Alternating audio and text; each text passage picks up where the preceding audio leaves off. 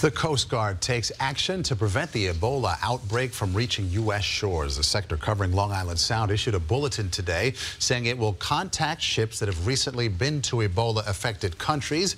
They will ask whether passengers have symptoms of the virus before those ships are allowed into port. And President Obama is considering whether to add extra screening at airports here as Ebola spreads. CBS 2's Dick Brennan live in our newsroom now with the latest on this. Dick.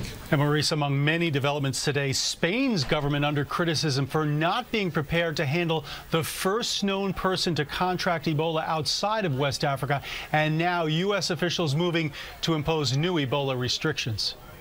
The CDC is set to impose tougher Ebola screening at U.S. airports for people arriving here from hotspots in West Africa. What that would look like is under discussion, but likely retaking the temperature and asking some additional questions so that you have screening both at the exit and at the entry end. That's the thing that's on the table right now. In addition, Senator Chuck Schumer says other proposals under consideration include having passengers fill out a detailed CDC health form to detect contact to Ebola, screening cargo ship personnel, and creating a database of passengers flying to and from West Africa. I can assure you that we will be taking additional steps, and we will be making those public in the coming days once we can work out the details. But what about banning flights from West African nations? U.S. authorities say that would backfire. That isolates the countries to the point where it makes it very difficult for them to control the epidemic.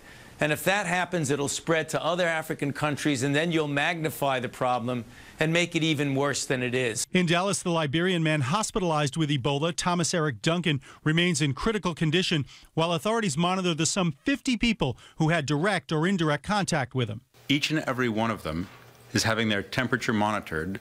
As of today, none of them are sick. None of them has a fever. Now, the nurse who contracted Ebola in Spain had been treating a priest who was back from Sierra Leone. This happened inside a Madrid hospital.